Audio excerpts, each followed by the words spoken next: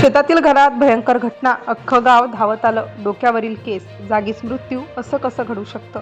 एका शांत गावात शेताजवळच्या घरात अशी कोणती घटना घडली की सकाळ होताच लोक घराकडे धावत सुटले? श्रीरामपूर तालुक्यातील खंडाळा गाव साधं, शांत आणि ग्रामीण वातावरण असलेलं गाव.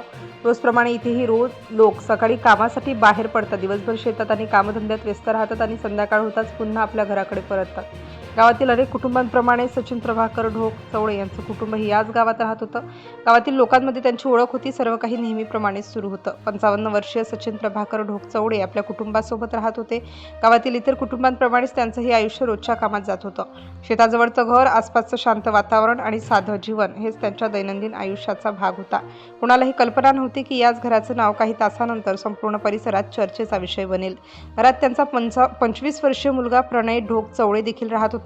पोलीस तपासात समोर आलेल्या माहितीनुसार काही दिवसांपासून वडील आणि मुलांमध्ये घरगुती कारणांवरून वाद सुरू होते. या वादाचे नेमके स्वरूप काय होतं किंवा त्यामागे कोणते विशिष्ट कारण होतं याबाबत पोलिसांनी अधिकृतपणे तपशील दिलेला नाही. मात्र घरात मतभेद सुरू असल्याची माहिती तपासादरम्यान समोर आली. घटना घडली त्या दिवशीही सर्व काही नेहमीप्रमाणे होतं. दिवस संपत आला. गावातील लोक आपापली कामं आटोपून घरी परतले. शेतातील काम संपलं.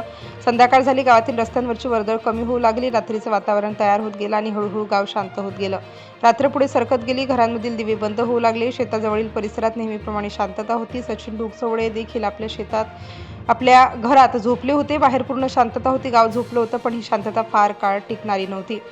याच रात्री त्या घरात अशी घटना घडली ज्यामुळे सकाळ होताच संपूर्ण गाव हादरून गेलं. पोलीस तपासात समोर आलेल्या माहितीनुसार सचिन ढोक चौळे झोपेत असताना त्यांच्यावर हल्ला करण्यात आला. प्राथमिक माहितीनुसार या हल्ल्यासाठी घरात असलेल्या टिकावाचा वापर करण्यात आल्याचं समोर आलंय. पोलिसांच्या माहितीनुसार झोपलेल्या अवस्थेत त्यांच्या डोक्यावर प्रहार करण्यात आला. हा हल्ला नेमका कधी झाला याबाबत अधिकृत वेळ समोर आलेली नाही. मात्र ही घटना रात्रीच्या वेळेत घडल्याचं सांगितलं जात आहे. हा प्रहार नेमका किती गंभीर होता? सचिन ढोक चौळे यांना गंभीर दुखापत झाली. पोलिसांच्या माहितीनुसार गंभीर जखमेमुळे त्यांचा जागीच मृत्यू झाला. सकाळी ही माहिती बाहेर येताच परिसरात मोठी खळबळ उडाली. सकाळ होताच या घटनेची माहिती गावात पसरू लागली. लोक घराकडे धाव घेऊ लागले. काय घडलं हे जाणून घेण्यासाठी अनेक गावकरी घटनास्थळी पोहोचले. काही वेळातच घराबाहेर गर्दी वाढली. अनेकांना या घटनेवर विश्वास बसत नव्हता. घटनेची माहिती मिळताच श्रीरामपूर पोलीस ठाण्याचं पथक तातडीने घटनास्थळी दाखल झालं. परिस्थिती पाहून पोलिसांनी परिसराचा ताबा घेतला आणि प्राथमिक तपास सुरू केला. घटनास्थळ पाहून पोलिसांनी पुढील प्रक्रिया सुरू केली. घटनेचे गांभीर्य लक्षात घेऊन फॉरेन्सिक पथकालाही बोलावण्यात आलं. फॉरेन्सिक टीमने घटनास्थळाची पाहणी केली. रक्ताचे नमुने, पुरावे आणि इतर वस्तूंची तपासणी करण्यात आली. पोलिसांनी हल्ल्यासाठी वापरल्याचा संशय असलेलं हत्यार जप्त केल्याची माहिती समोर आली. यानंतर मृतदेह ताब्यात घेऊन शवविच्छेदनासाठी शासकीय रुग्णालयात पाठवण्यात आला. तपास जसा जसा पुढे सरकत गेला तसतशी अधिक माहिती समोर येऊ लागली.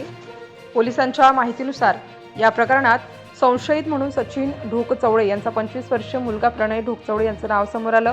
ही माहिती समोर आल्यानंतर गावात आणखी चर्चा सुरू झाली. पोलीस तपासात समोर आलेल्या माहितीनुसार वडील आणि मुलामध्ये सुरू असलेल्या घरगुती वादातून ही घटना घडल्याचा संशय व्यक्त करण्यात आला आहे.